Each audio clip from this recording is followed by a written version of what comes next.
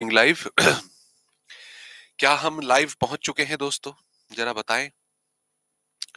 क्या आवाज जो थोड़ी दबी हुई है दोस्तों तक पहुंच रही है? प्लीज जल्दी से कंफर्म करेंगे सारे के सारे दोस्त। Hello, how are you all? Very good morning.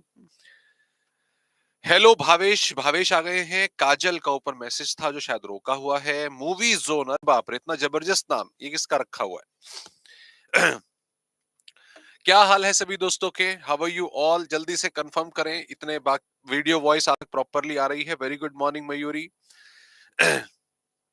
कैसी चल रही है पढ़ाई? नए साल में क्या क्या प्रण लिए आप लोगों ने? हमारा प्रण था रेजोल्यूशन सीरीज का आप लोगों का सिलेबस स्टार्ट करना। तो आज से ये रेजोल्यूशन सीरीज हमारी दोस्तों स्टार्ट हुई और अकाउंट्स का सेशन आपका हुआ है। उम्मीद करता हूं बहुत अच्छा सेशन आप लोगों का रहा। Very good morning, very good morning Mayuri. तो दोस्तों, आज हम ऑब्वियसली इकोनॉमिक्स का जो कंटेंट है दोस्तों वो स्टार्ट करने जा रहे हैं और वीकली बेसिस पर टाइम टेबल आप लोगों से ऑलरेडी शेयर हो चुका होगा कि किस तरीके से हम अपना जो कंटेंट है इकोनॉमिक्स का भी और बाकी सारे टॉपिक्स का भी कवर करेंगे। ओके, आज की इस क्लास में हम अपना इकोनॉमिक्स का सीएमए फाउंडेशन के लिए जो हमारा टारगेट है, जो हमारा सिलेबस है, उसको हम स्टार्ट करने जा रहे हैं। कंटेंट हम कैसे स्टार्ट करेंगे, क्या उसके अंदर टॉपिक रहेगा, मैं एक बार पहले आपको प्रॉपरली वो बता देता हूं। जैसे जैसे हमारी ये सीरीज दोस्तों आगे बढ़ेगी, इसमें हम अपना कंटेंट पूरा का पूरा जो हमारा एग्जामिनेशन पॉइंट ऑफ व्यू से होगा वो कवर करेंगे। ओके, कवर करते टाइम हम सिलेबस कैसे कवर करेंगे और आपको किन चीजों का ध्यान रखना है, मैं दोनों चीजों को आपको बताना चाहता हूं, फिर हम कंटेंट पर आते हैं। हम पर्टिकुलरली एक जो हमारा सीक्वेंस है सिलेबस का उसको स्टार्ट करेंगे और पर्टिकुलर टॉपिक को 100% कवर करने के बाद एग्जामिनेशन पॉइंट ऑफ व्यू से जो उसके एमसीक्यूज बनते हैं उनको भी साथ साथ कवर करेंगे। राइट, ध्यान दीजिएगा। यहां पर मेन चीज क्या है कि हमारा जो टारगेट है सिर्फ आपका सिलेबस कवर करने का नहीं है। सिलेबस कवर करने के साथ साथ एग्जामिनेशन पॉइंट ऑफ व्यू से जो हमारे इंपॉर्टेंट क्वेश्चन बनते हैं, क्या वैरायटी ऑफ क्वेश्चंस एग्जाम में आने की संभावना होती है, ऑब्वियसली पास्ट पेपर से भी उसमें हेल्प ली जाएगी, वो सारे के सारे क्वेश्चन भी हम साथ साथ कवर करेंगे। ओके, अब आपको क्या करना है, ये मैं इकोनॉमिक्स की बता रहा हूं, ये सेम चीज आपको अगर हेल्पफुल रहे तो आप बाकी सब्जेक्ट्स में भी लगा सकते हैं। What you have to do, आपको अपने साथ एक समरी नोटबुक रखनी है। जैसे जैसे हम अपना सिलेबस कवर करेंगे, important definitions, important points, important writers का नाम आप चैप्टर वाइज नोट करते हुए चलेंगे। इससे देखो हेल्प क्या होती है, जैसा कि हम जानते हैं भाई, अगर मैं इकोनॉमिक्स की बात कर रहा हूं, हमारा जो एग्जाम है एमसीक्यू बेस्ड है और एमसीक्यू बेस्ड पेपर में आपको 100% इलेबोरेशन की, 100% एक्सप्लेनेशन की जरूरत नहीं होती।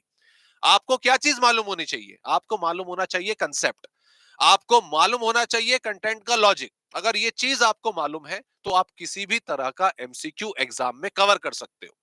तो अगर ऐसी समरी नोटबुक आपकी तैयार हो जाती है तो एग्जामिनेशन टाइम पर जब आप रिवीजन करेंगे, एग्जामिनेशन टाइम पर जब आप अपने एमसीक्यूज को अटेम्प्ट करेंगे, ये समरी नोटबुक आपको डेफिनेटली बहुत ज्यादा हेल्प करने वाली है। ओके, बाकी सीरीज से जुड़े रहेंगे, कंटिन्यू करेंगे अपनी सारी की सारी। कोई भी क्वेरी, कोई भी डाउट अगर आपका रेज होगा तो डेफिनेटली आपको साथ साथ उसे मेंशन भी करना है। ओके जी, एक बार दोबारा से आप सभी को गुड मॉर्निंग और कंटेंट को शुरू करते हैं। और क्योंकि आज पहली क्लास है तो मैं आप लोगों से प्रॉमिस ले लेता हूं कि ये जो सारे के सारे चेहरे हैं, जो हमारे सीओसी के इतने प्यारे प्यारे चेहरे हैं जिन्होंने एग्जाम में टॉप करा है, ऑल इंडिया रैंक लेकर आए हैं, इस बार आप इन सभी तमाम चेहरों को साथ साथ बदलेंगे भी। ओके, चलिए दोस्तों, so we are starting with introduction, जो पहला चैप्टर सबसे पहले है हमारा। और हम जानते हैं कि सर हमारा जो सिलेबस है बेसिकली इकोनॉमिक्स का, fundamentals of economics and management का, वो तीन पार्ट्स में डिवाइड है। मोटा मोटा तीन पार्ट्स में हम इसको डिवाइड करते हैं। एक हमारा इकोनॉमिक्स का पैटर्न आ जाता है जिसमें माइक्रो मैक्रो दोनों के बारे में हम पढ़ेंगे। एक नया बिजनेस एनवायरनमेंट जो अभी रिसेंटली नए सिलेबस में ऐड हुआ, और फंडामेंटल्स ऑफ मैनेजमेंट तो है ही। पहले फंडामेंटल ऑफ मैनेजमेंट हमारा 50 मार्क्स का आता था, उसको थोड़ा सिकोड़ कर, उसको थोड़ा कॉन्ट्रैक्ट करके 30 नंबर का अब कर दिया है। बहरहाल हम करेंगे सारा का सारा ही, लेकिन सबसे पहले शुरू करते हैं कि भाई इंट्रोडक्शन, सबसे पहला टॉपिक हमारा, हम जो पढ़ रहे हैं उस सब्जेक्ट का नाम है इकोनॉमिक्स। ओके, इकोनॉमिक्स क्या है सबसे पहले हमें यह जानना जरूरी है। दोस्तों, आपने हो सकता है स्कूलिंग में ऑलरेडी इकोनॉमिक्स पढ़ रखी हो, लेकिन मैं यहाँ पर जीरो से अपना जो कंटेंट है वो स्टार्ट करूंगा, और उम्मीद करता हूं कि आप साथ साथ उसके आंसर्स वगैरह भी देंगे जब मैं आपसे पूछूंगा। तो फर्स्ट ऑफ ऑल ये समझ लेते हैं कि इकोनॉमिक्स क्या है। ये सब्जेक्ट जो हमें पढ़ना है 100 नंबर में, पहले भी हमने पढ़ा है और रेगुलरली हम इस सब्जेक्ट के बारे में पढ़ते हैं। इकोनॉमिक्स हम सुनते हैं, इकोनॉमी हम सुनते हैं, ठीक है। माइक्रो इकोनॉमिक्स, मैक्रो इकोनॉमिक्स, ये सब बलाएं क्या हैं, जरा समझते हैं इसके बारे में, ठीक है। सबसे पहले definition, what is economics, okay. तो इसमें बहुत सारे वर्ड हमारे आ जाते हैं। ये सोशल साइंस की बात करता है, ये इकोनॉमिक एक्टिविटी की बात करता है, ये मनी से रिलेटेड अपनी स्पेंडिंग्स को लेकर जो है अपनी बात कहता है कि ये इकोनॉमिक्स के आधार हैं। लेकिन इन एक्चुअल इकोनॉमिक्स है क्या, ध्यान दीजिए। देखो ये मैं मेन क्लास में भी अपना इस जो एग्जांपल है प्रॉपरली अच्छे तरीके से एक्सप्लेन करता हूं। व्हाट इज दैट, देखो इस पिक्चर को ध्यान से देखें। इस पिक्चर में हम देख रहे हैं कि जो हमारे किसान भाई हैं, ठीक है, वो अपने रिसोर्सेस के साथ, बैल यहाँ पे दो उनके पास है, ट्रैक्टर भी हो सकता है, बैल भी है, वटेवर जो भी इनके पास सुविधा हो, उससे अपने खेत पर काम कर रहे हैं, ओके। एक पर्टिकुलर फार्मर, एक पर्सन अपनी इन्वेस्टेड वैल्यू पर, अपने खेत पर काम कर रहा है। क्यों काम कर रहा है कि सर ऑब्वियसली वो इस पर्टिकुलर एग्रीकल्चर लैंड में अपनी कुछ जो क्रॉप है वो प्रोड्यूस करना चाहता है, ठीक है, प्रोड्यूस करना चाहता है। सर कौन सी क्रॉप, बताओ, आप ही बताओ कौन सी क्रॉप प्रोड्यूस कर सकते हैं इस एग्रीकल्चर लैंड में। मान लीजिए ये आप हो, है ना, और आप इसमें कुछ क्रॉप जो है वो प्रोड्यूस करना चाहते हो अपने रिक्वायरमेंट के आधार पर। आपको खुद कंज्यूम करनी है, मार्केट में बेचनी है, इट्स योर चॉइस। तो जरा बताएं कौन सी क्रॉप जो है आप प्रोड्यूस करना पसंद करोगे। सर ऐसे तो ना जाने कितने सारे ऑप्शन हमारे पास आ जाएंगे। सर हम इस पर्टिकुलर एग्रीकल्चर लैंड में गेहूं, व्हीट का जो प्रोडक्शन है वो कर सकते हैं, राइस का प्रोडक्शन करते हैं, पल्सेस है, शुगर कैन है, कॉटन है, कपास, ठीक है, इन सब का प्रोडक्शन जो है हो सकता है। तो अगर मैं यहां पर बात करूं दोस्तों, तो इस पर्टिकुलर एग्रीकल्चर लैंड में हम rice, wheat, pulses, sugar cane और आपका इवन वेजिटेबल्स भी ना जाने कितनी तरह की क्रॉप्स को प्रोड्यूस कर सकते हैं, ओके। ध्यान दीजिए दोस्तों, ये जो एग्रीकल्चर लैंड है ये है रिसोर्स। ये क्या है, ये रिसोर्स है। और अगर मैं बात करूं इन सब की, तो ये है ह्यूमन वांट्स। ये क्या है, ह्यूमन वांट्स।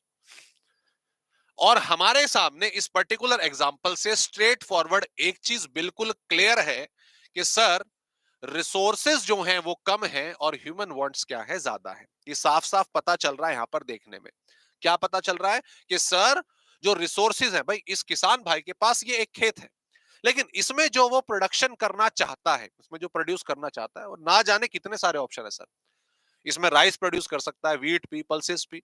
लेकिन सर हम जानते हैं ये सारे के सारे मिलकर इसमें प्रोड्यूस नहीं हो सकते, ये सारे के सारे मिलकर इसमें प्रोड्यूस नहीं हो सकते। क्यों?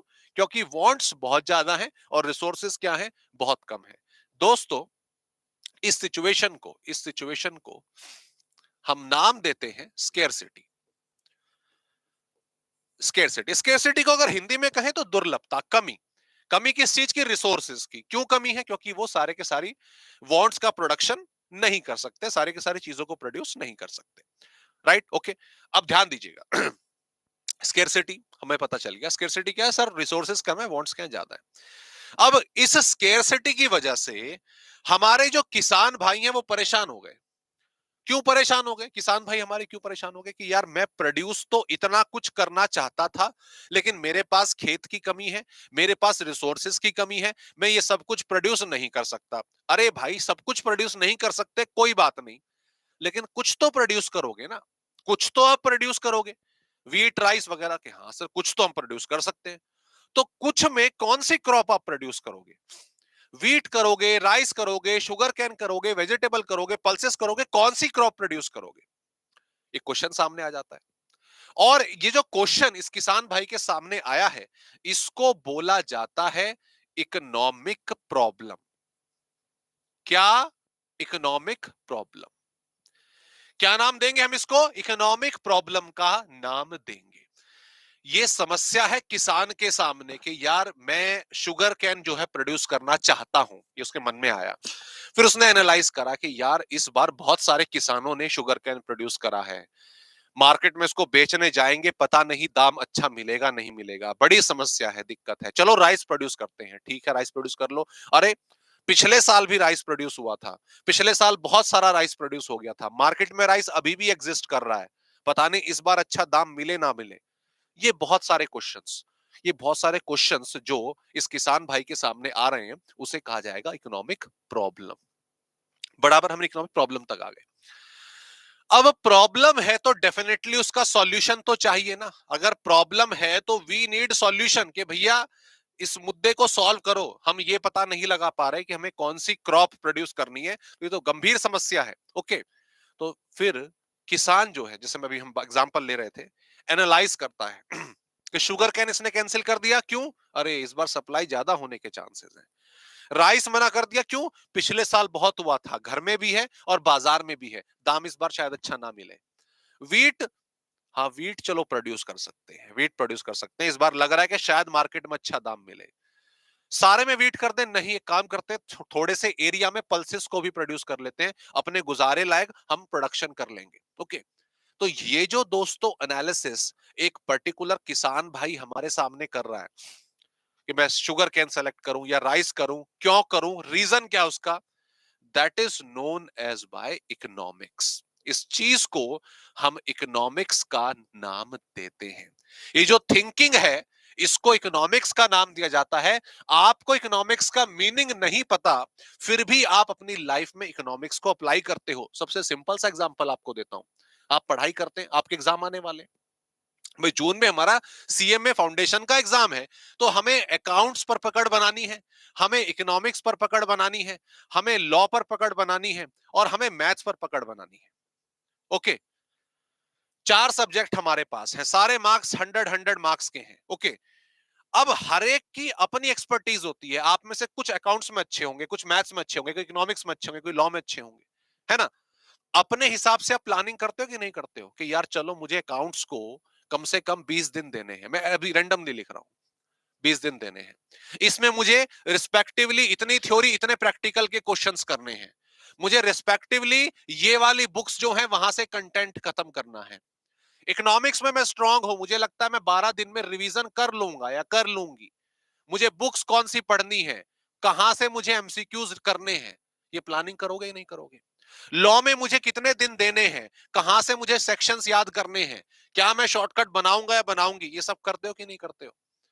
तो ये जो चीज आप कर रहे हैं हर सब्जेक्ट्स के लिए, मैथ्स के लिए अब मुझे डेली बेसिस पर 30 क्वेश्चन करने हैं, 40 क्वेश्चन करने हैं, वट, तो ये जो प्लानिंग आप कर रहे हो, that is also economics. That is also, आप भाई 4-5 महीने समय हमेशा पढ़ने के लिए कम ही रह जाता है, तो समय क्या है? रिसोर्सेस। आप हर सब्जेक्ट में 100 मार्क्स लाना चाहते हैं, ये क्या है? आपकी वांट्स। अब उसके लिए समय कम पड़ रहा है, तो क्या करोगे ना, डिवीजन करोगे।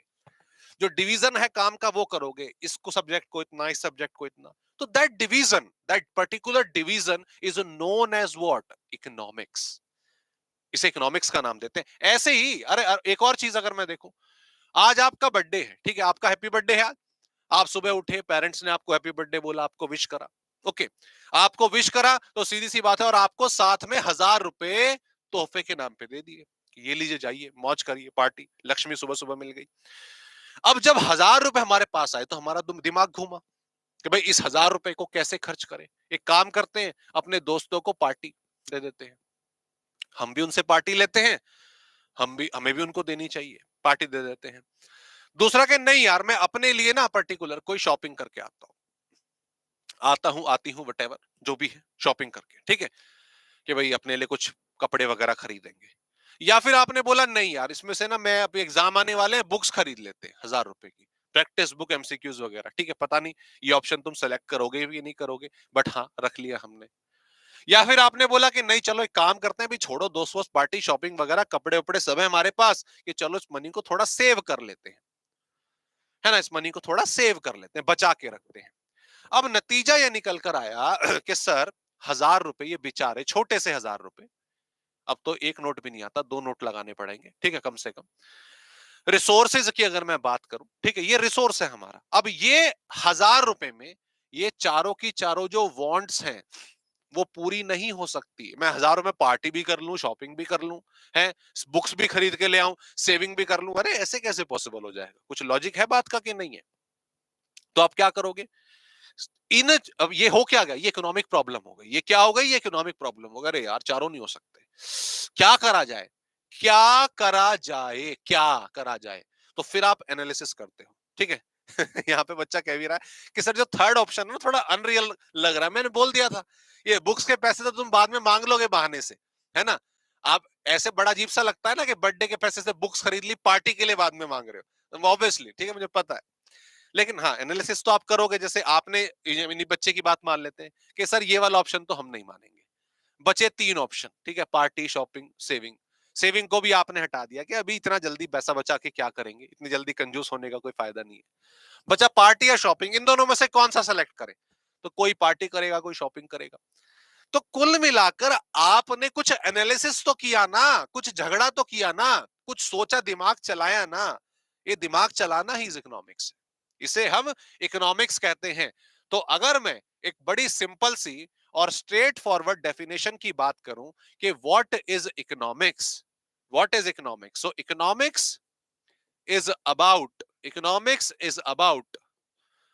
मेक, आप नोट कर सकते हैं साथ साथ, economics is about making choice in the presence in the presence of scarcity, in the presence of scarcity।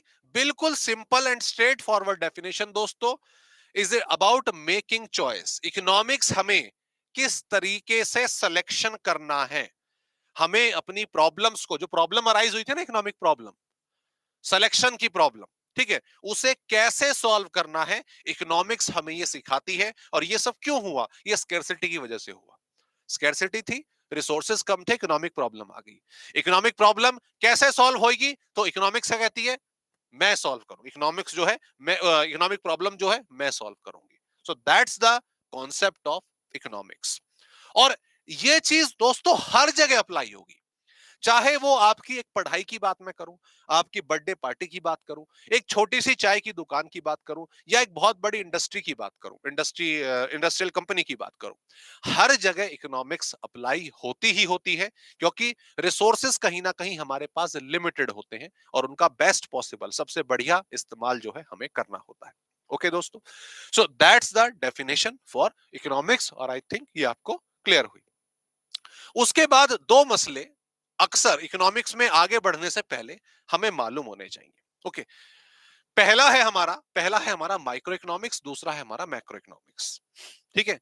अब क्योंकि दोनों में इकोनॉमिक्स वर्ड आ रहा है तो ये तो हम जानते हैं सर कि इकोनॉमिक्स मतलब आप लगा रहे हो तो कहीं ना कहीं आप प्रॉब्लम सॉल्विंग की बात कर रहे होगे, आप सिलेक्शन, रिसोर्सेस को अच्छे तरीके से इस्तेमाल करने की बात कर रहे होगे, वी नो दैट। लेकिन उसके साथ जो माइक्रो और मैक्रो वर्ड आ गया है, इनका मतलब क्या है, इनका लॉजिक क्या है, तो ध्यान दीजिए। माइक्रो, ओके, और मैक्रो, मैं दोनों में वर्ड्स की बात करूं तो डिफरेंस आता है ए का और आई का। इसमें आई आ रहा है, उसमें ए आ रहा है। यहां पे जब मैं आई की बात करूंगा तो इट इज इंडिविजुअल, आई से मतलब इंडिविजुअल, याद करने का तरीका सिंपल। और ए से आप ऑल भी कह सकते हो और एग्रीगेट भी कह सकते हो, ठीक है। जब इंडिविजुअल लेवल पर स्टडी हो, जब इंडिविजुअल लेवल पर प्रॉब्लम सॉल्विंग हो, उसको माइक्रो इकोनॉमिक्स का नाम दे देंगे। और जब आपका एग्रीगेट लेवल पर as a nation, as a whole study हो, तो उसको हम मैक्रो इकोनॉमिक्स का नाम दे देंगे। सर थोड़ा एलेबोरेट करिए। हाँ जी, बिल्कुल ध्यान देंगे। जब भी आप स्टडी कर रहे हो इंडिविजुअल यूनिट की, कि एक पर्टिकुलर कमोडिटी, ये पेन है, इसका प्राइस क्या है, इसका प्राइस कब बढ़ता घटता है, ये पेन, ठीक है, ओके। आप मान लीजिए जॉब कर रहे हैं, आपकी एक फैमिली है, उस फैमिली की इनकम कितनी है, वो कितना पैसा खर्च करते हैं, कितना पैसा सेव करते हैं। आपका एक बिजनेस है, आपकी एक शॉप है, वो शॉप साल में कितना बिजनेस कर रही है, कितने प्रोडक्ट बेच रही है, कितना रेवेन्यू जनरेट कर रही है, प्रोडक्शन कैसे करते हैं, वगैरह वगैरह, राइट, वगैरह वगैरह।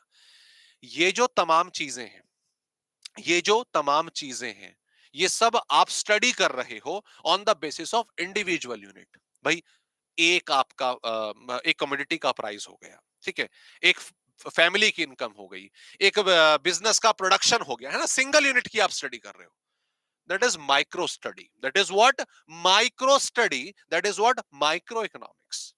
लेकिन जैसे इस कमोडिटी के प्राइस की हम बात कर रहे थे सर, माइक्रो, लेकिन क्या इस कंट्री में, कंट्री की बात कर लो पहले, क्या इस कंट्री में सिर्फ यही एक यूनिट है? नहीं सर, ना जाने कितनी चीजें हैं। In terms of goods and services economy में खरीदे बेचे जाते हैं। तो जब उनकी टोटल प्राइस के लेवल की बात करोगे, एक प्राइस इंडेक्स की बात करोगे, वो मैक्रो यूनिट बन गया। मैंने बात करी थी आपकी फैमिली की इनकम की। क्या आपकी अकेली फैमिली है एक देश में? नहीं सर, ना जाने कितनी फैमिलीज हैं। उन सब की टोटल इनकम आप जोड़ो, नेशनल इनकम बन जाएगी। That is what, that is आपका मैक्रो स्टडी। एक मैंने एक अकेले फर्म के प्रोडक्शन की बात करी थी, एक अकेले फर्म की सप्लाई की बात करी थी, माइक्रो। लेकिन क्या सिर्फ एक कंपनी या एक फर्म चल रहा है देश में? अरे सर, ना जाने कितने चल रहे हैं, करोड़ों चल रहे हैं। उन सब की प्रोडक्शन एंड सप्लाई को जोड़ लो, aggregate supply, that is what, macro study. तो द थिंग इज कि जब आप एक इंडिविजुअल यूनिट की स्टडी करोगे, वो माइक्रो स्टडी है। और जब आप एग्रीगेट लेवल पे सबको एक साथ जोड़ के स्टडी करोगे, वो मैक्रो इकोनॉमिक्स है। That's the difference between the two. आई और ए का आपको मालूम रखना चाहिए। और वही चीज हमने डेफिनेशन में यहां पर कवर करी है। क्या कहता है? Micro economics study of a particular, अब ये पर्टिकुलर वर्ड आ गया, पर्टिकुलर वर्ड आ गया, इंडिविजुअल यूनिट आ गई।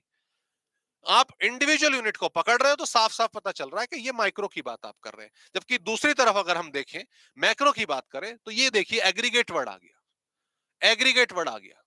ठीक है, आपको सभी को कंबाइंड लेकर चलना पड़ेगा। That is the difference between micro and macro. ठीक है, इनके फायदे क्या हैं, यूजेस क्या हैं, हमें क्यों पढ़ना है माइक्रो एंड मैक्रो, और पढ़ते हैं तो इनका इस्तेमाल कहां होता है, ये चीज मालूम होनी चाहिए। तो understanding the operations of economy, economic welfare, managerial economics, इसमें मैं तीसरे पॉइंट को आपको अच्छे तरीके से एक्सप्लेन करना चाहता हूं। यहां पर ये वर्ड क्या आ गया है, मैनेजेरियल। मैनेजेरियल का मतलब सीधा सीधा किससे है? मैनेजर से है, जो आगे चल के आप बनेंगे। और मैनेजर का काम किससे रिलेटेड है? फर्म से। किससे रिलेटेड है? फर्म से। मैनेजेरियल इकोनॉमिक्स को बिजनेस इकोनॉमिक्स भी कहा जाता है। क्या? बिजनेस इकोनॉमिक्स भी कहा जाता है। जब फाउंडेशन लेवल पर आप जैसे इकोनॉमिक्स यहां पढ़ रहे हैं, ऐसे सीए में पढ़ाई जाती है। तो सीए में जो वर्ड यूज करा हुआ है सीए फाउंडेशन में, वो बिजनेस इकोनॉमिक्स करा हुआ है। ठीक है, यहां पर बिजनेस इकोनॉमिक्स का एक कंसेप्ट आपके सिलेबस में डाला हुआ है। सो व्हाट इज दैट, आप समझ गए?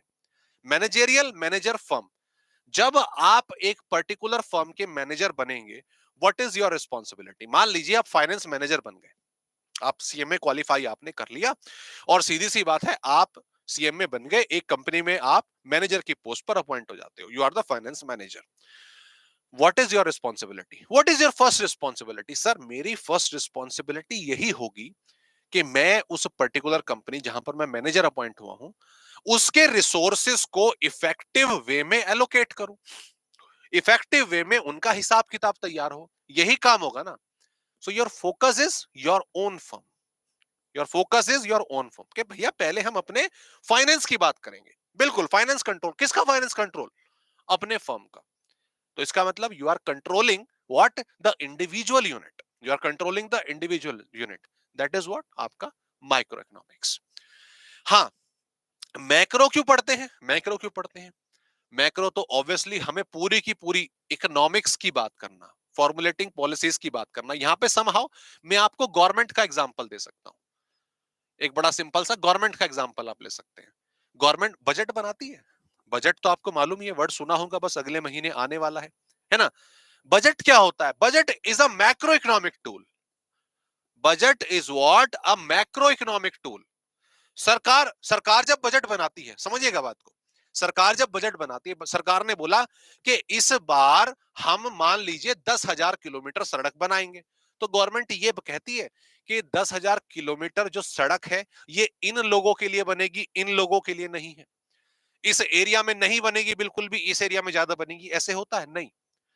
कंपनी कंपनी कह रहा हूं, गवर्नमेंट जो है कंट्री में डिस्ट्रीब्यूशन रिसोर्सेज का प्रॉपरली करती है। और जब मैं कंट्री वर्ड बोल रहा हूं, तो इमीडिएटली समझ जाना कि सर यहां पर मैक्रो की बात हो रही है। जब टैक्स रेट्स की बात होती है ना, इंटर में पढ़ेंगे आप, जब टैक्स रेट की बात होती है, फाइनेंशियल डिस्ट्रीब्यूशन की बात होती है, तो बजट की बात, बजट में तो किसी एक कंपनी या एक फैमिली या एक इंडिविजुअल की बात नहीं होती। वहां पर जो पॉलिसीज बनती हैं, वो पूरी कंट्री के लिए बनती है। That is what, macro economics. तो इसीलिए मैं, अच्छा, मैक्रो इकोनॉमिक्स में पढ़ते क्या क्या हुआ, अगर जो पढ़ चुके हैं बच्चे, ट्वेल्थ क्लास में जरा सिलेबस देखो मैक्रो इकोनॉमिक्स का क्या हुआ करता था। सर हम नेशनल इनकम के बारे में पढ़ते थे, उससे हमें जीडीपी के बारे में इंफॉर्मेशन मिलती है। हम aggregate demand aggregate supply equilibrium level की बात करते हैं ना, उसमें हमें कंट्री के इन्फ्लेशन प्राइस इंडेक्स के बारे में जानकारी मिलती है। सर बजट पढ़ा हमने, कोई बात नहीं, नहीं पढ़ा अभी समझ आएगा ना आपको, ठीक है। अब अगर मैं बात करूं बजट के बारे में बात करी हमने, तो कंट्री में किस तरह से रिसोर्सेज एलोकेट होंगे बटेंगे उसके बारे में पता चलता है। तो ये सारे फैक्टर जानना जरूरी है और ये सारे हमारे मैक्रो इकोनॉमिक्स का पार्ट होते हैं। तो उम्मीद करता हूं दोस्तों आपको मैक्रो और माइक्रो दोनों का प्रॉपरली मीनिंग समझ में आ गया है। हमने अभी तक अपने 3 पॉइंट्स को कवर करा, एक बार रिवाइज करेंगे। 3 पार्ट्स को कवर करा हमने। हमने इकोनॉमिक्स की डेफिनेशन समझी, हमने माइक्रो की डेफिनेशन समझी, कॉन्सेप्ट समझा, और मैक्रो इकोनॉमिक्स। सर इकोनॉमिक्स आपने सिंपली बता दिया, रिसोर्सेज को बेस्ट पॉसिबल वे में यूटिलाइज करना, ठीक है, इकोनॉमिक सिलेक्शन करना, ठीक है, चॉइस जो है करके स्केर्सिटी को दूर करना इज व्हाट इकोनॉमिक्स। उसकी 2 ब्रांचेस थी, माइक्रो और मैक्रो। माइक्रो और मैक्रो में दोनों में हम कंट्री की प्रॉब्लम्स का, इकोनॉमिक प्रॉब्लम्स को दूर करते हैं, दोनों में करते हैं। बट फर्क सिर्फ इतना है कि सर माइक्रो में we are focusing on the individual individual unit, एक फैक्टर। मैक्रो में आपका पूरा का पूरा as a whole aggregate level आ जाता है, सबको कंबाइंड करके स्टडी करा जाता है। That's the major difference between the two. I think ये कंसेप्ट क्लियर हो गया, मीनिंग समझ आ गई। चलिए अब आ जाते हैं। अब जब मैं बात करूं कि भाई हमारी इंडियन क्रिकेट टीम जो है वो खेलने के लिए जा रही है T20 वर्ल्ड कप, अभी तो समय है, ठीक है, तो उम्मीद करते हैं इस बार, उम्मीद तो कहीं ना कहीं तो जुड़ी जाती है कि कुछ होके ही आएगा इस बार, हम ये उम्मीद मान लेते हैं। तो जब मैं बात कर रहा हूं इंडियन क्रिकेट टीम की, तो इंडियन क्रिकेट टीम खाली नाम नहीं है, उसके अंदर बहुत सारे प्लेयर्स हैं, अच्छे अच्छे प्लेयर्स हैं, और उन प्लेयर्स पर हमारी टीम डिपेंड रहती है, राइट। जो हमारे प्लेइंग 11 होते हैं उस पर टीम डिपेंड होती है।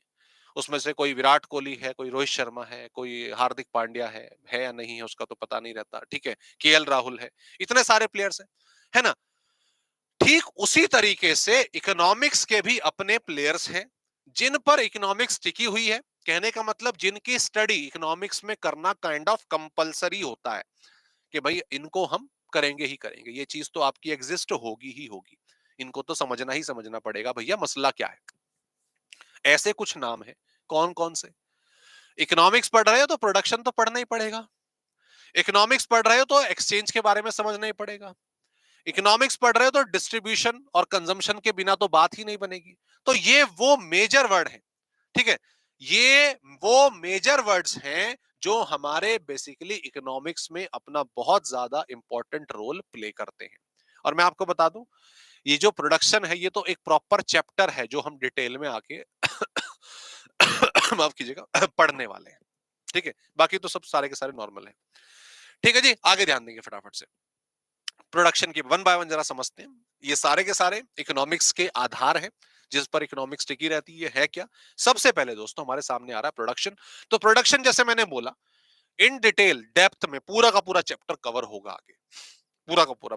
अरे एग्जाम में पता नहीं क्या क्या पूछा जाता है इससे, ये बड़ा हाथी है। अगर इकोनॉमिक्स के सिलेबस की बात करी जाए तो काफी बड़ा हाथी, और 5 से 6 एमसीक्यूज तो इस पर्टिकुलर टॉपिक से बन ही जाते हैं डायरेक्टली और इनडायरेक्टली। ओके, प्रोडक्शन क्या है, अबे बिल्कुल सिंपल स्ट्रेट फॉरवर्ड शब्दों में आप समझेंगे, it is creation of goods and services. It is creation of goods and services. Creation समझ गए सर, बनाना, क्या बनाना, गुड्स एंड सर्विसेज। इकोनॉमी में इसकी एक और अच्छी डेफिनेशन है, अगर कोई पूछे कि व्हाट इज प्रोडक्शन, बड़ी अच्छी डेफिनेशन है, आप सिंपल 3 शब्दों में खत्म, that is what, creation, creation of utility. It is creation of utility. Utility से मतलब, अगर आप ध्यान से देखो, इस यूटिलिटी को यहां पे गुड्स एंड सर्विसेज ने रिप्लेस करा है, and it's the same thing. इंसान जो चाहता है, एक कंज्यूमर, कंजम्पशन, एक इंसान जो चाहता है कि हमें मार्केट में ये चीजें मिल जाए, हमारा गुजारा चल जाए, हमें अपने सर्वाइवल के लिए चीजें मिल जाएं, वही तो प्रोड्यूसर को बनानी है, और प्रोड्यूसर वो बनाता है, उसी को हम प्रोडक्शन कहते हैं। क्लियर। और प्रोडक्शन करने के लिए हमें किन किन चीजों की जरूरत होती है, तो 4 फैक्टर्स ऑफ प्रोडक्शन, चारों हैं तो प्रोडक्शन होगा, उस चारों में से अगर एक भी नहीं है तो प्रोडक्शन एग्जिस्ट नहीं कर सकता। Land, labour, capital and organisation, land, labour, capital and entrepreneurship भी आप इसको कह सकते हैं। ठीक है, दोनों में से कोई भी नाम आप यूज कर सकते हैं। ठीक है भाई, जमीन जहां पर फैक्ट्री स्टैब्लिश होगी, लेबर जो आके काम करेंगे, कैपिटल भाई पैसे के बिना तो कुछ हो ही नहीं सकता, आपको फैक्टर्स को बाय करने के लिए चाहिएंगे, है ना। ऑर्गेनाइजेशन की अगर हम बात करें तो skill, managerial skill, knowledge, policy making, ये कौन बनाएगा? जो लोग बनाएंगे वो ऑर्गेनाइजेशन है, वो एंटरप्रेन्योरशिप है। ओके, चलिए आगे बढ़ते हैं। अगला जो मेन पॉइंट यहां पर आ जाता है, इकोनॉमिक्स को चलाने के लिए हर एक का इंपॉर्टेंट रोल है, ठीक है। ये वो चैप्टर, ये वो हेडिंग है, एक्सचेंज। ये है एक्सचेंज, ठीक है। और अगर एक्सचेंज नहीं है तो इकोनॉमिक्स का ई भी पॉसिबल नहीं है। ये भी ई से है, इकोनॉमिक्स भी ई से है। Exchange, okay. एक तरफ कंज्यूमर है जो गुड्स को कंज्यूम करना चाहता है, अपने पास बुला रहा है, आजा आजा आजा, ठीक है। और एक तरफ है प्रोड्यूसर जो गुड्स को प्रोड्यूस करके बैठा है। भाई producer goods and services consumer को देगा, कंज्यूमर उसे बाय करेंगे और उसके बदले प्राइस पे करेंगे, तभी तो देश चलेगा, तभी तो इकोनॉमी चलेगी।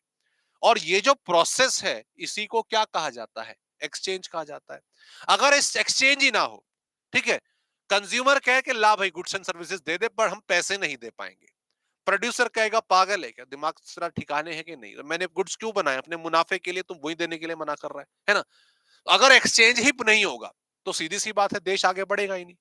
देश बढ़ाने के लिए हमें एक्सचेंज की जरूरत है, जब लोग एक तरह से अपने गुड्स एंड सर्विसेज दूसरे तक पहुंचा रहे हैं और सामने वाला उसके बदले कैपिटल दे रहा है। सो ये सबसे इंपॉर्टेंट पॉइंट हमारे सामने आ गया। और even money is the not the only important thing. जब मनी नहीं था तब भी बार्टर सिस्टम के जरिए देश चलते थे। तब भी बार्टर सिस्टम के जरिए जो हमारा देश है, हमारा मतलब सारी की सारी इकोनॉमी जो है वो आगे बढ़ा करती थी। सो एक्सचेंज यहां पर सबसे ज्यादा क्रूशियल रोल प्ले करता है इकोनॉमिक्स में। ठीक है, आइए आगे बढ़ते हैं दोस्तों। अगला पॉइंट आ जाता है डिस्ट्रीब्यूशन। अगला पॉइंट आ जाता है डिस्ट्रीब्यूशन। मैंने क्या बोला? मैंने क्या बोला? इकोनॉमिक्स को चलाने के लिए या देश को चलाने के लिए, इकोनॉमी को चलाने के लिए एक्सचेंज बहुत जरूरी है। आपने मान लिया, हाँ जी सर। एक्सचेंज सही तरीके से होना चाहिए, that is distribution. That is what? Distribution. Okay भाई, अगर मैं बात करूं कि मान लो इकोनॉमी में 10 प्रोड्यूसर हैं, ठीक है, और 100 कंज्यूमर हैं। 10 प्रोड्यूसर ने अपना प्रोडक्शन कंप्लीट करा, लेकिन ये सारा का सारा सामान जो है वो सिर्फ 20 कंज्यूमर ने खरीद लिया, और जो बाकी के 80 कंज्यूमर्स हैं उन्हें नहीं मिला। मिला तो अनइवन प्राइस पर मिला, मिला तो उनकी रिक्वायरमेंट के हिसाब से नहीं था, ब्ला ब्ला ब्ला। तो क्या ये इकोनॉमी के लिए एक अच्छी सिचुएशन है? एक्सचेंज तो हो रहा है, एक्सचेंज बराबर हो रहा है, इकोनॉमी को चलाने की शुरुआत हो चुकी है। लेकिन यहां पर ये जो सिचुएशन क्रिएट हुई, मैंने बोला 10 प्रोड्यूसर 100 कंज्यूमर, प्रोड्यूसरों ने अपना काम करा, प्रोडक्शन करा, लेकिन जो सामान खरीद के ले गए या ज्यादातर सामान खरीद के ले गए वो 20 कंज्यूमर ले गए, और जो बाकी 80 है उन्हें लगभग ना के बराबर मिला, और मिला भी तो उसमें प्राइस बिल्कुल फेयर नहीं था, प्रोडक्ट उनकी रिक्वायरमेंट के हिसाब से नहीं थे। तो क्या इस तरीके से इकोनॉमी अच्छे तरीके से चल पाएगी? ये सर नो। क्या इस तरीके से इकोनॉमी अच्छे तरीके से चल पाएगी? The straight forward answer is sir possible ही नहीं है। अगर ऐसा होगा तो इकोनॉमी एक बहुत ही भयंकर बीमारी से ग्रसित हो जाएगी, और उस बीमारी का नाम है inequality of income. That is what? Inequality of income. कि रिच और पुअर के बीच में बहुत ज्यादा गैप है। सिलेक्टेड लोगों के पास ही गुड्स का या कह लीजिए रिसोर्सेस का कंट्रोल है, और रिच और ज्यादा रिच होते जा रहे हैं, पुअर और ज्यादा पुअर होते जा रहे हैं, इनइक्वालिटी ऑफ इनकम बढ़ती जा रही है।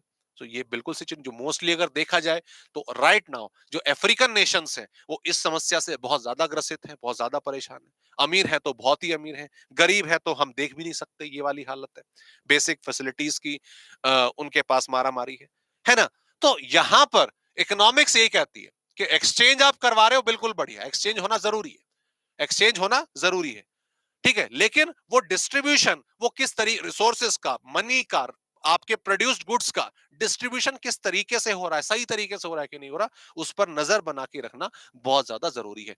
अगर मैं आपको बताऊं कि कंट्री का जो बजट होता है ना, हमारी कंट्री का जो बजट होता है वो डिस्ट्रीब्यूशन पर बहुत भयंकर नजर बना के बैठा। भयंकर से मेरा मतलब है जरूरी नजर, ठीक है। हमारी कंट्री का जो बजट होता है ना, इकोनॉमी के सब्जेक्ट मैटर की अगर मैं बात करूं, तो उनका जो मेन फोकस है वो डिस्ट्रीब्यूशन पर रहता है। और डिस्ट्रीब्यूशन में मैं छोटा सा एग्जांपल आपको दूंगा। आपने ये दो वर्ड डेफिनेटली सुने होंगे, टैक्स और सब्सिडी। टैक्स और सब्सिडी दो मेजर टूल हैं, ठीक है। ठीक है, यहां पे अगर मैं बात करूं, ये दो मेजर टूल हैं इकोनॉमी में डिस्ट्रीब्यूशन को सही रखने के लिए। टैक्स का क्या टारगेट रहता है कि भाई जो खरीदने लायक है, ठीक है, जो बेसिकली अगर हम बात करें अच्छा खासा कमा रहा है, तो उससे थोड़ा सा वापस ले लो, है ना, अमीर से थोड़ा सा ले लो, दैट इज टैक्स। और सब्सिडी क्या है? जिसको फाइनेंशियल असिस्टेंस की जरूरत है, जिसको पैसा चाहिए, जो गरीब है, वो उसको अलग अलग फैसिलिटीज, ऐसा नहीं करना पैसे बांट दिए ये नहीं करना, उन्हें अलग अलग फैसिलिटीज के हिसाब से आप रिसोर्सेज प्रोवाइड कराओ कंजम्पशन के लिए। जैसे अगर मैं उज्ज्वला योजना की बात करूं, वो प्रधानमंत्री वो हाउसिंग वाला जो है, ग्रामीण घर वाला जो प्रोग्राम है, तो ये सारे प्रोग्राम क्या है गवर्नमेंट के, ताकि गरीबों तक वो जो आजकल वो चल रहा है ना, वो कार्ड यार, वो इलाज के लिए कौन सा है, आयुष्मान कार्ड, है। तो ये सब चीजें क्या है कि जो बेसिकली पुअर कैटेगरी है, वहां तक हम अपने रिसोर्सेज को पहुंचा सके। तो इसीलिए डिस्ट्रीब्यूशन इकोनॉमी में बहुत ज्यादा इंपॉर्टेंट रोल बना देता है। कॉलेज में था सर इसलिए नहीं ज्वाइन कर पाया। अरे कोई बात नहीं भाई, कोई दिक्कत वाली बात नहीं है, आप अभी आ गए, कॉलेज में पढ़ाई करें, वो भी जरूरी है, यहाँ भी जरूरी है। अब देखो आ गए आप, मुझे पता है कवर कर लोगे। और मोबिलाइजिंग और चैनलाइजिंग, हाँ जी बिल्कुल, ये वर्ड भी यूज कर सकते हैं, जैसे हमने टैक्सेशन की बात करी। हाँ, रिसोर्सेज को प्रॉपरली मोबिलाइज करना, चैनलाइज करना। मोबिलाइज का मतलब क्या होता है? Mobile, what is mobile? Mobile क्या होता है? सर हम जो यूज करते हैं वो phone, hello sir, how are you sir, कैसे हैं सर, वो mobile, okay, that is basically cell phone, okay. लेकिन उसका नाम मोबाइल क्यों पड़ा? ठीक है, पहले वो फोन आते थे ना कि वो उठाया और डायल करा नंबर, है ना, पहले उसका नंबर घुमाया दबाया, और वो तार से बंधे रहते थे। तो उसको लेकर क्या आप अपने गार्डन में नहीं घूम सकते ना, वो जहां कमरे में है वहीं पर ही रह सकते हो। लेकिन मोबाइल में वायर नहीं है, ठीक है, आप उसे कहीं भी लेके जा सकते हो। That's why the word mobile. Mobile का मतलब कि आप अपने फैक्टर को कहीं पर भी एक जगह से दूसरी जगह लेके जा सकते हो, ये मोबिलाइजिंग होता है। तो ये हम बजट में भी कर रहे हैं। और चैनलाइजिंग किस माध्यम से जाएगा, एडमिनिस्ट्रेशन यहां पर आ गया, that is what mobilising and channelising, okay. चलिए, बहुत बढ़िया वर्ड। हाँ, अब यहां पर अगर हम बात करें, डिस्ट्रीब्यूशन को लेकर हमने डिस्कशन करी। डिस्ट्रीब्यूशन की अगर हम बात करें, तो दो वर्ड होते हैं, दो तरीके से आप डिस्ट्रीब्यूशन को क्लासिफाई कर सकते हो। सर एक है माइक्रो और एक है आपका macro. Macro distribution is nothing but pricing of factors of production. उस तरफ अगर मैं बात करूं, macro distribution is sharing total income among the factors, या आप कह लीजिए आपका नेशन। दोनों में क्या नजर आ रहा है? सर यहां पर, सर यहां पे प्राइसिंग ऑफ फैक्टर्स, यहां पे कुछ नेशनल इनकम आ रहा है। एग्जैक्टली exactly, ये अगेन माइक्रो है, ये मैक्रो है। मैं दोनों का प्रॉपर एग्जांपल आपको देता हूं, ध्यान दीजिए। अगर मान लीजिए ये पेन, ये फैक्ट्री है, ठीक है, ये फैक्ट्री है, ये फैक्ट्री ये पेन बनाती है। इस पेन को बनाने के लिए सर रिसोर्सेज लगे, हाँ जी सर बिल्कुल लगे। कौन कौन से रिसोर्सेज लगे इसके प्रोडक्शन के लिए, इस प्रोडक्ट के प्रोडक्शन के लिए कौन कौन से फैक्टर्स लगे, किन किन का इसमें इस्तेमाल हुआ? तो सर अभी थोड़ी देर पहले आपने प्रोडक्शन का लॉजिक बताया था। और प्रोडक्शन करने के लिए हमें चार तरह के फैक्टर्स की जरूरत पड़ती है। वो कौन कौन से? सर लैंड, लेबर, कैपिटल, चल भाई, और एंटरप्रेन्योरशिप। ये चार फैक्टर्स जो है इनका इस्तेमाल होता है। ये पेन बनकर तैयार हुआ, ये पेन मार्केट में बिका, और इस पेन की कीमत मैं मान लेता हूं 100 रुपए, ठीक है, हालांकि महंगा आता है भैया ये वाला, पर 100 रुपए मान लेते हैं, है ना। सर जी इंटर वन वालों के लिए बिल्कुल सोचा है कुणाल, ठीक है, डेफिनेटली बिल्कुल सोचा है। और चिंता ना करें, जल्दी आपको खबर देता हूं, ठीक है। अभी यहां पर नहीं बोल सकता सबके सामने, बट यस उस चीज के लिए भी हम प्लान कर रहे हैं। हो सकता है एक दो दिन में फाइनलाइज हो जाए, एंड उसके बाद आप लोगों से भी बराबर मुलाकात होगी। Don't worry about that. ऐसा हो नहीं सकता कि मैं कुछ भेदभाव करूं फाउंडेशन वालों में, इंटर वालों में। तो आप बिल्कुल बेफिक्र रहे इस चीज को लेके, ठीक है। चलिए आगे बात करते हैं, इस पर बात करते हैं। 100 रुपए आ गया, लैंड, लेबर, कैपिटल, एंटरप्रेन्योरशिप। ध्यान देंगे, ये 100 रुपए में बिका। अब 100 रुपए बिका, तो 100 रुपए में किसका कितना हिस्सा? तो कंपनी ने क्या करा? Entrepreneurship, entrepreneurship is basically the company. Land को दे दिए 10 रुपए, लेबर को पकड़ा दिए 5 रुपए, ब्याज दिया 15 रुपए, और अपने पास बाकी 70 रुपए रख लिए। क्या आपको ये फेयर नजर आ रहा है? क्या आपको ये फेयर नजर आ रहा है? क्या ये 100 रुपए सही तरीके से बटे हैं क्या? ठीक है, करो सर की क्लास रेगुलर अटेंड करो, डेफिनेटली यू विल पास। अरे वाह, क्या बात है। तो जो कुणाल, देखिए दोस्तों, आपके सीनियर यहाँ पर आ गए हैं और वो कह रहे हैं कि क्लास बिल्कुल मेहनत के साथ करिए। तो अपने बड़ों की बात माने। ठीक है, बड़े हो गए, कुणाल इंटर में आ गया तो ठीक है, होगा ये 20-21 साल का है, मुझे पता है, पर ठीक है, बातें अच्छी कर रहा है, इंटर में आ चुका, फाउंडेशन क्लियर, तो हमारे फाउंडेशन वाले दोस्त इनकी बात माने। ठीक है कुणाल जी, देखो जी, आपका प्रमोशन भी मैंने कर दिया। हाँ जी, तो क्या ये सही हुआ? क्या ये तरीका सही था? नहीं सर, ये बिल्कुल सही नहीं है। यहाँ पे साफ पता चल रहा है कंपनी ने सारा कुछ खुद ही खा लिया, जो बाकी फैक्टर्स है तो उनको तो दिया ही नहीं। तो एक काम, तो इसको सही करिए, इसको ये नहीं कह रहा बिल्कुल इक्वल करिए, बट हाँ, इसको कम से कम फेयर कर सकते हैं कि ये आपका 20 रुपए ले गया, ठीक है, लेबर को आपने कंपैरेटिवली पहले से अच्छा अमाउंट पे करा, इंटरेस्ट को ठीक ठाक अमाउंट जा रहा है, ठीक है, बाकी जो बचा 45 वो कंपनी ने अपना प्रॉफिट रखा। That is what micro distribution, that is what micro distribution, इसे माइक्रो डिस्ट्रीब्यूशन का हम नाम देते हैं। माइक्रो डिस्ट्रीब्यूशन सही है या गलत है वो एक अलग मुद्दा है, that is a different thing. ये गलत है, ये सही है, लेकिन वो रिप्रेजेंट किसको करता है कि एक माइक्रो है ना, तो इंडिविजुअल यूनिट है, ये इंडिविजुअल यूनिट का रेवेन्यू है और वो इनके बीच में कैसे डिस्ट्रीब्यूट हो रहा है, दैट इज माइक्रो डिस्ट्रीब्यूशन। और मैक्रो में, अरे मैक्रो में तो सर नेशनल इनकम आ गया। मैक्रो में क्या वर्ड आ गया सर? नेशनल इनकम का वर्ड आ गया। और जब हम नेशनल इनकम बोल रहे हैं तो मतलब बिल्कुल साफ है, नेशनल इनकम में आप खाली सिंगल कमोडिटी की बात नहीं कर सकते। इकोनॉमी में इतनी सारी प्रोडक्शन एक्टिविटी हुई है बाबा, वहां से जो भी कुछ प्रोड्यूस हुआ, वो जो मार्केट में बिका, ठीक है, वो जो भी कुछ मार्केट में बिका, मार्केट में बिककर टोटल जो भी क्रिएट हुआ वो नेशनल इनकम है। अब वो लोगों के बीच में कैसे डिस्ट्रीब्यूट होता है, किसको कहां कहां पर फेयर प्राइस मिलता है, कहां पर नहीं मिलता है, that is what the study of macro distribution. Okay बच्चे, समझ आ गया आपको? उम्मीद करता हूं ये दोनों पॉइंट आपको, माइक्रो और मैक्रो, अच्छे तरीके से समझ आए हैं। ठीक है, उसके बाद तो भैया हम लोग आ गए, ये तो बड़ा सिंपल सा है। सर जी मैथमेटिक्स का क्लास भी ऐसे ही होगा? अरे क्यों नहीं होगा, बिल्कुल डेफिनेटली होगा। कल आपका जो मयंक सर का सेशन है वो डेफिनेटली प्लान्ड है। आज क्या नाम है, अकाउंट्स का सेशन आपका हुआ, कुलदीप सर ने लिया था। कल हमारे मैथ्स और लॉ का जो आपका सेशन है वो बिल्कुल प्लान्ड है। तो डेफिनेटली सारे सब्जेक्ट होंगे, ऐसा नहीं कि खाली इकोनॉमिक्स ही हो रहा है, ऐसा नहीं है, सारे सब्जेक्ट आपके होंगे। So don't worry about that my friend. Okay, हाँ जी, हाँ, general price level, yes, general price level से हमने बात करी किसकी? आप मैक्रो डिस्ट्रीब्यूशन की बात कर रहे होंगे आयुष, अगर आप कह रहे हैं तो। सर जी सभी क्लास ऐसे ही चाहिए? अरे बिल्कुल होंगे बच्चे, क्यों परेशान हो रहे हो? अभी हुआ ना, अकाउंट्स का हुआ, इकोनॉमिक्स का हुआ, अब एकदम से तो सारी की सारी एक सिंगल डे नहीं है ना, नहीं कर सकते, वो डिफिकल्ट हो जाएगा, आपके लिए भी डिफिकल्ट हो जाएगा। इसीलिए आज दो हो गए, कल दो होंगे।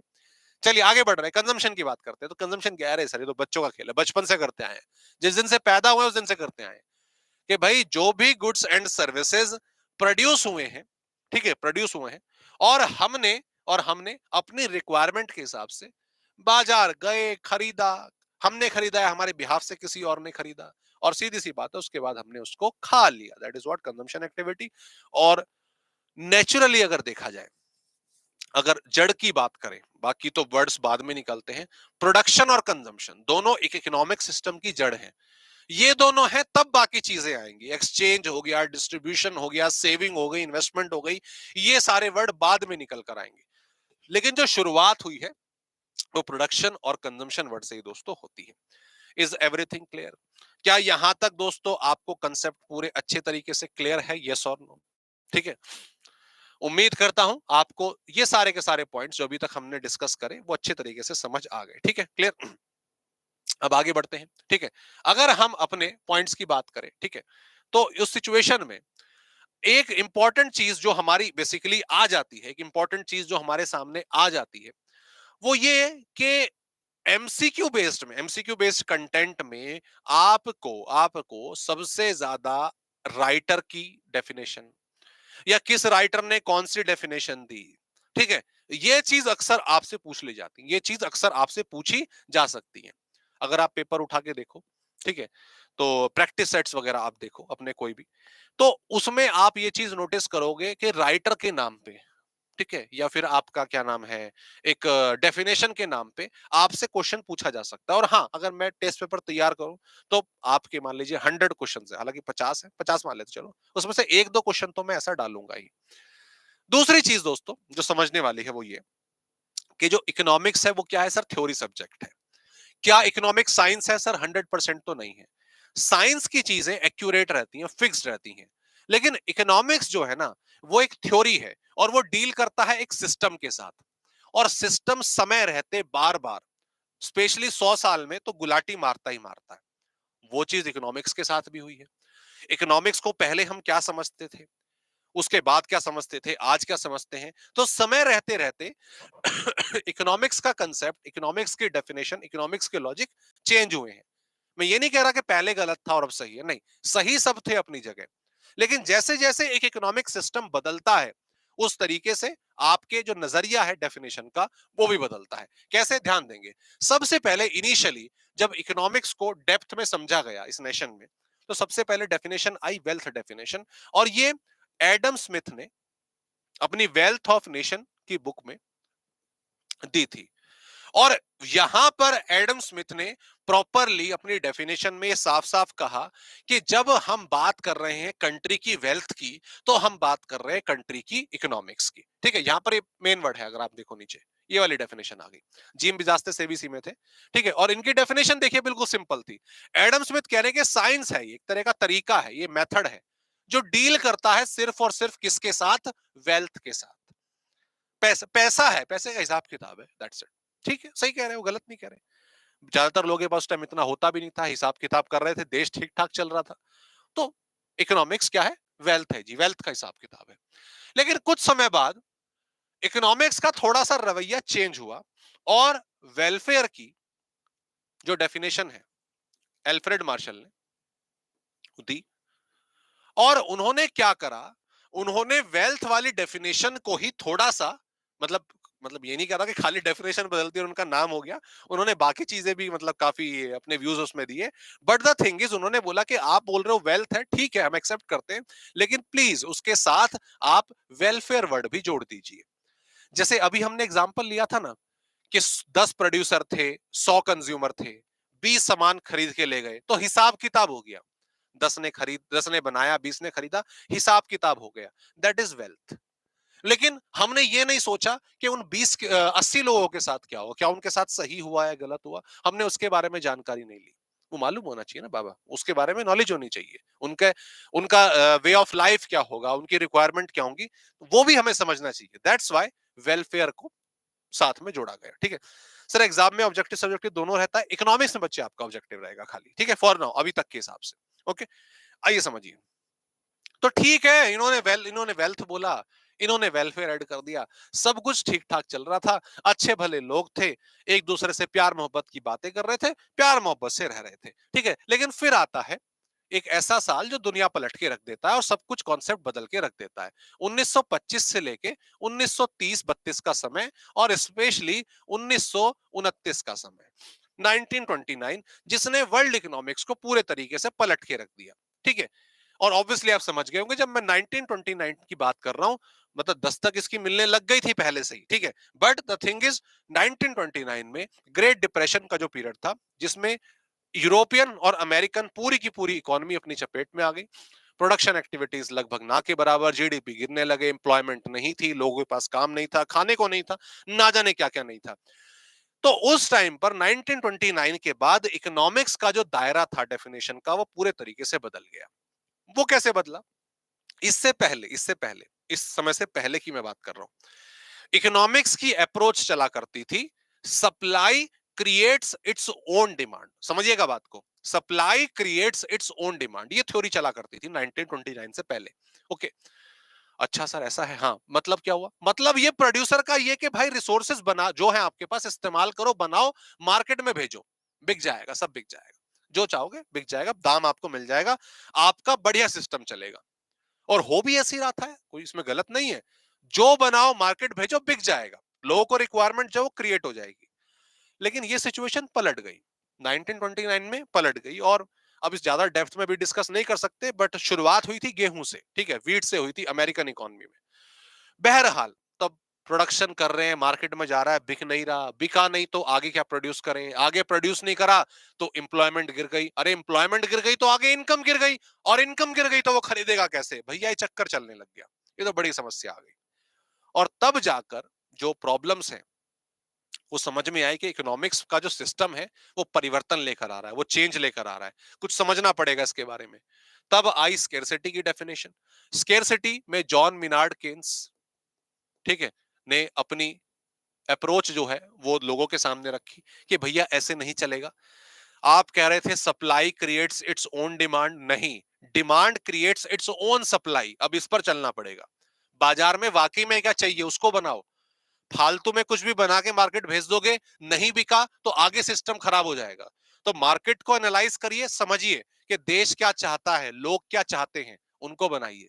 और स्कैरसिटी डेफिनेशन, ऊपर जो हमने पढ़ा ना अभी स्कैरसिटी के बारे में, वो यही आधार है, इनका यही कहना था कि भैया आप यहां पर अपने रिसोर्सेज का सिलेक्शन, वही बात हो गई ना, रिसोर्सेज का सिलेक्शन अच्छे तरीके से करो, वो प्रोड्यूस करो जिसकी रिक्वायरमेंट है, ऐसा ही नहीं कि कुछ भी आपने प्रोड्यूस कर दिया। So that's what John Maynard Keynes says, ठीक है। एंड उसके बाद थोड़ा फिर दोबारा से वही सेकेंड वर्ल्ड वॉर की चपेट आ गई, फिर थोड़ी सी सिस्टम बदला, और उसके बाद फिर यहां पर ज्यादा कुछ चेंज नहीं हुआ, लेकिन पॉल एलन सैमुअलसन ने पॉल एलन सैमुअलसन ने, ठीक है, अपनी अलग डेफिनेशन दी, और उसमें उन्होंने ग्रोथ और डेवलपमेंट को लेकर अपना टारगेट बताया कि हमें इकोनॉमिक्स को ग्रोथ और डेवलपमेंट के हिसाब से देखना चाहिए। तो ये मतलब सेकंड वर्ल्ड वॉर के बाद ऐसा हमें देखने को मिला, ये डेफिनेशन में जो चेंज आया, ठीक है। तो यहां पर बेसिकली अगर हम देखें तो ये अलग अलग डेफिनेशन अलग अलग समय रहते किन किन लोगों ने दी, उसको हमने डिस्कस करा। उम्मीद करता हूं आपको समझ आया होगा। और वही चीज अपना वेल्थ की अगर मैं बात करूं, तो जीम बिजास्ते से और एडम स्मिथ ये बिलोंग करते थे हमारी वेल्थ डेफिनेशन को। इनकी कुछ कमियां निकल कर आई, कमियां यही थी कि खाली पैसे को हम टारगेट नहीं बना सकते, वेलफेयर को आप इग्नोर कर देते हो, ये प्रॉब्लम थी बेसिकली इनकी मेथोडोलॉजी में। फिर वेल्थ डेफिनेशन आई, और वेल्थ डेफिनेशन में जैसा कि मैं बात करूं, एल्फ्रेड मार्शल ने बोला कि आप जो है वेल्थ की जो है स्टडी कर रहे हो वो ठीक है, वो बहुत जरूरी है, इकोनॉमिक्स के लिए मनी बहुत जरूरी है, लेकिन साथ ही साथ हमें वेलफेयर को भी टारगेट बनाना पड़ेगा, वेलफेयर को भी स्टडी करना बहुत ज्यादा जरूरी है, ठीक है। और ये ईयर भी अगर दोस्तों याद रख लेंगे ना, हालांकि आई डोंट थिंक कि इतना स्पेसिफिकली आपसे क्वेश्चन पूछा जाए कि ईयर पूछ लिया, किस ईयर में डेफिनेशन आई थी भैया जरा बताना, तो मुझे नहीं लगता इतना भी कॉम्प्लिकेटेड होगा, बट ठीक है, नॉलेज के लिए याद करो तो कोई बुरी बात नहीं है। ओके। इसके बाद आपका इनकी दिक्कत ये थी कि भाई ठीक है आप बोल रहे हो बट इम्प्रैक्टिकल अप्रोच है, इसमें ज्यादा एजम्पशंस ज्यादा हैं, ज्यादा रियल लाइफ में देखने को नहीं मिलती, और बात भी सही थी। रियल लाइफ फिर मैंने बोला ना, ग्रेट डिप्रेशन पीरियड आया तो दिक्कत हुई। तो इस टाइम पर आपका लॉयनल रॉबिन्स और जॉन मिनार्ड केन्स की जो अलग अलग अप्रोचेस है वो आई। इसमें लॉयनल रॉबिन्स का भी नाम आता है स्कैरसिटी डेफिनेशन में, और जॉन मिनार्ड केन्स का भी आता है। तो जॉन मिनार्ड केन्स का बाद वाली में तो नहीं आता, नहीं सॉरी माफ कीजिएगा, बाद में आता है, तो यहाँ पे आप लॉयनल रॉबिन्स का नाम याद रखेंगे, जॉन मिनार्ड केन्स का नहीं रखेंगे। और इन्होंने बोला वही जो डेफिनेशन हमने पढ़ी, जो हमने रिसोर्सेज वाली डेफिनेशन पढ़ी, उसको हमें ध्यान देना है। ऑल्टरनेटिव यूजेस किस तरह से रिसोर्सेज का इस्तेमाल करें वगैरह वगैरह, ठीक है। एंड उसके बाद समय रहते फिर जॉन मिनार्ड केन्स और पॉल ए सैमुअलसन ने सेकेंड वर्ल्ड वॉर के बाद अपनी ग्रोथ डेफिनेशन जो है वो प्रोवाइड करी कि हमें स्पेसिफिकली अलग अलग एरियाज में भी अपना फोकस रखना चाहिए, हर सेक्टर को, हर एरिया को डेवलप करना चाहिए। तो ये डेफिनेशन दोस्तों आप सिंपल बेसिस पर याद करेंगे, और इससे चांसेस आपके बहुत ज्यादा हाई रहते हैं कि एक से दो क्वेश्चन तो बन जाएगा। या तो कौन सी डेफिनेशन किस राइटर ने दी, या राइटर का नाम देके पूछ लेगा उसने कौन सी डेफिनेशन दी, ऐसा क्वेश्चन आपका बन सकता है। सर पीडीएफ डाउनलोड नहीं हो रहा, टेक्निकल टीम अगर आप देख रहे हैं तो प्लीज एक बार जो लिंक है वो शेयर कर दीजिए इफ पॉसिबल। ओके, चलिए आगे बढ़ते हैं दोस्तों। तो ये आज हमने बेसिकली जो स्टार्टिंग का जो कंटेंट है वो कवर करा, ठीक है। हमने क्या क्या करा, हमने इकोनॉमिक्स की डेफिनेशन करी, हमने माइक्रो और मैक्रो की डिस्कशन करी, दोनों क्या होते हैं। इकोनॉमिक्स था सिलेक्शन करना रिसोर्सेज का, किस तरीके से उनको प्रोड्यूस करें और क्या प्रोड्यूस करें। माइक्रो मैक्रो में हमने इंडिविजुअल और एग्रीगेट का सर डिफरेंस जो है वो बिल्कुल अच्छे तरीके से पता लगाया। हमने बात करी सब्जेक्ट मैटर्स की, और सब्जेक्ट मैटर्स में आधार क्या है, प्लेयर्स क्या है, इकोनॉमिक्स की टीम में कौन कौन से प्लेयर है। तो बहुत सारे प्लेयर्स है सर, हमने उसमें से चार पांच जो अच्छे वाले हैं वो पढ़े। हमने प्रोडक्शन की बात करी, हमने एक्सचेंज की बात करी, डिस्ट्रीब्यूशन की बात करी, और कंजम्पशन की बात करी। कंजम्पशन तो आसानी था, मेन जो डिस्कशन वाला था वो डिस्ट्रीब्यूशन वाला था। और अलग अलग टाइम पर जो इकोनॉमिक्स की डेफिनेशन है वो किस तरह से रेगुलेट हुई, क्या उसमें चेंज आया, उसको लेकर हमने डिस्कशन करी। ठीक है दोस्तों, नेक्स्ट क्लास में, अपनी नेक्स्ट क्लास में हम इकोनॉमिक्स के अलग अलग रोल जो है उसको डिस्कस करेंगे। Economics as an positive science, normative science, आपका इकोनॉमिक्स एज अ साइंस और आर्ट, इनके क्या क्या फीचर्स हैं, किस तरीके से इकोनॉमिक्स के सॉरी साइंस और आर्ट के फीचर्स हमें इकोनॉमिक्स में देखने को मिलते हैं, उनको लेकर हम चर्चा करेंगे। ओके, तो उम्मीद करता हूं आज की क्लास आपको अच्छे तरीके से समझ आई। इसमें अगर आपकी कोई भी क्वेरी और किसी भी प्रकार का अगर कोई डाउट है दोस्तों, तो वो डेफिनेटली आप बताएंगे और हम आप तक पहुंचेंगे। और इसके अलावा अगर आपको कुछ अदर इंफॉर्मेशन चाहिए तो आप सीओसी की एकेडमिक टीम से भी कोऑर्डिनेट कर सकते हो। ओके दोस्तों, चलिए मुलाकात होगी आपसे नेक्स्ट सेक्शन में। कल हमारा ऑब्वियसली मैथ्स और लॉ का होगा, आज हमारा अकाउंट्स और इकोनॉमिक्स का हुआ था। तो सारे सब्जेक्ट फाउंडेशन के दोस्तों आप लोगों तक पहुंच रहे हैं। आपका काम है सिर्फ सेशंस को अटेंड करना और प्रॉपरली अपनी अच्छी अच्छी तरीके से अपनी पढ़ाई को करना। ओके दोस्तों, सर पीडीएफ डाउनलोड नहीं हो रही बच्चे, कोई बात नहीं, मैं अभी ये जो लाइव सेशन है हमारा बना रहेगा, ऐसा नहीं कि हट जाएगा। मैं डिस्क्रिप्शन में जो पीडीएफ लिंक है वो डलवा दूंगा। ठीक है, हाँ जी बच्चे, रहेगा, बिल्कुल रहेगा। ठीक है, चलिए मिलते हैं दोस्तों आप लोगों से नेक्स्ट सेशन में। Please take care, love you all, take care.